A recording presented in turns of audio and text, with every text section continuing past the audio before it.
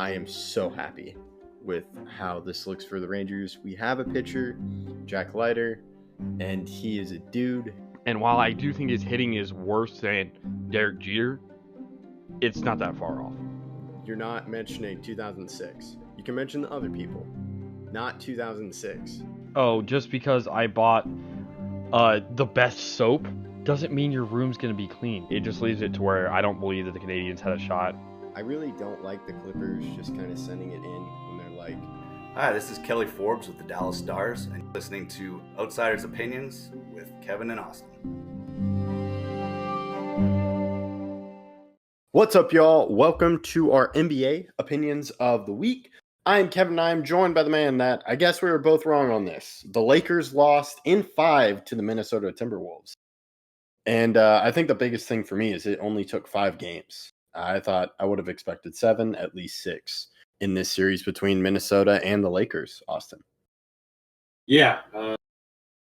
Very surprising that it ended this quickly. And I do find it funny. Everyone was saying Lakers in 5, Lakers in 5, Lakers in 5, and now it's Timberwolves in 5. Yeah, I thought that was really cool from Ant and just kind of how he was saying that. And yeah, the thing that's been on my timeline is like, ooh, was Nico right? Which was like, never, there's no way. But I do think you and I kind of talked about the Lakers' problems. And I think this kind of goes to the point of like, I was a huge believer and you have Luka and LeBron on the same team. It should work out. But it looks like that just didn't work out. And having a star-studded roster, even when I would say it's Luka and LeBron, doesn't really help. So, well, because you look at Timberwolves, of course they have a star in Ant, but then you have Rudy Gobert, you have Julius Randle. So it kind of does look like you need to have stars, but also have a good roster. And I just don't think the Lakers had that. It was sort of a patch roster just because they're like, we can get Luka, we'll do whatever, we'll figure it out. And I thought it would work, but it didn't work as far as I thought it would. Yeah, I mean, that's tough. The AD trade is the reason why they lost the series, and it's also a reason why they rebounded. I mean, they were good throughout the time that they had AD as well. I think if they had AD, they would have won the series because they needed someone to guard in the paint, and their ability to rebound was completely taken out of the question. They could not play Jackson Hayes in the playoffs, which is something I thought before, especially when they got Luka. Because here's the entire timeline. I said that they had no chance of contending this season, but then they ended off the season extremely hot. They were a very good defensive team, but I should have known that this was not a team that was going to transition well into the playoffs. I did have them losing in the next round, but when you don't have a center is an extremely important position to have a solid player in. And if you're like the Lakers and you have a complete black hole in that position, it's just hard to – I mean, it's just siphoning value away from the team. It literally – Rudy Gobert looked the best he's ever looked in his career probably because his always thing was never on the defensive side. He could always play defense well and make an impact on the defensive end. The problem was his offense.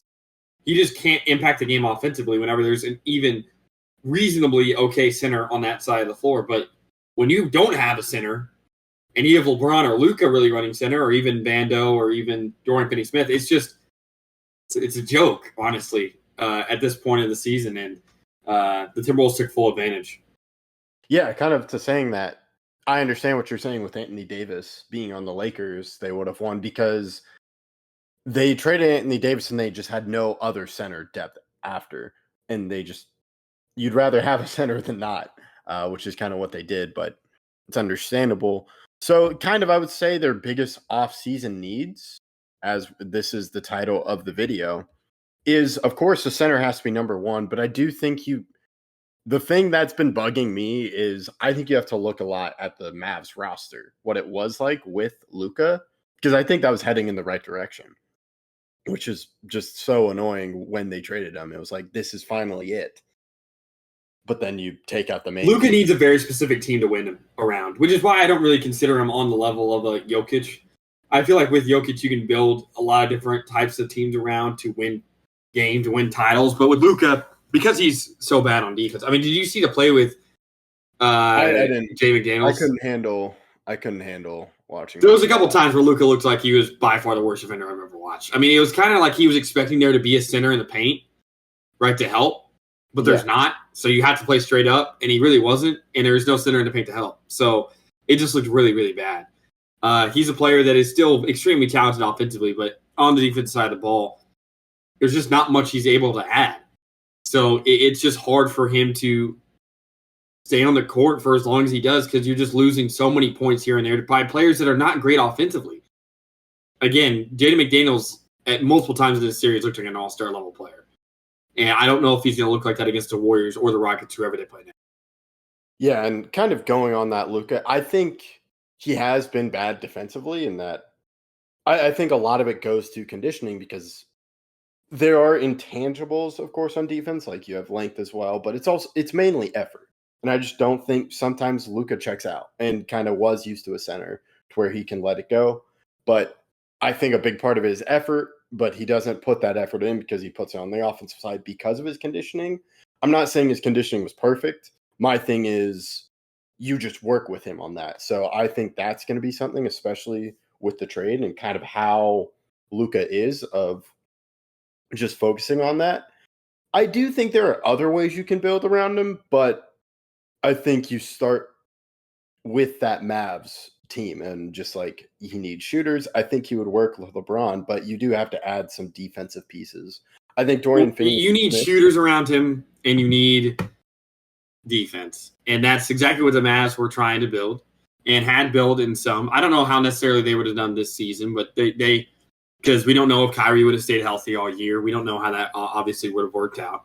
But they built a good roster around. The Lakers just don't have that. I mean, to win with LeBron, you need a little bit different than Luka, but they're very similar. The only difference is LeBron actually plays solid level defense, where Luka just isn't able to do that.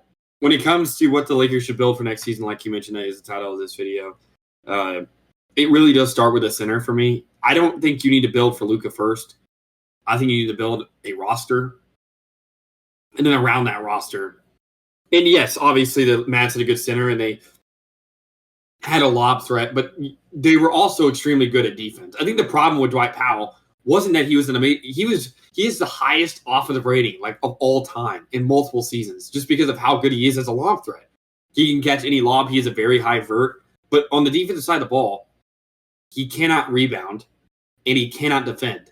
So it just doesn't work out like that. So I would build defense first when it comes to your center, and then obviously you need some shooting around. They didn't have enough. It was really just Austin Reeves was by far their best shooter. Sure, Dorian can shoot here and there. Same thing with LeBron. Same thing with Luka himself. But I would build a center first. I think center is by far the most important need for the Lakers this offseason. Yeah, and to me, kind of going off, it could be just a defensive-only center.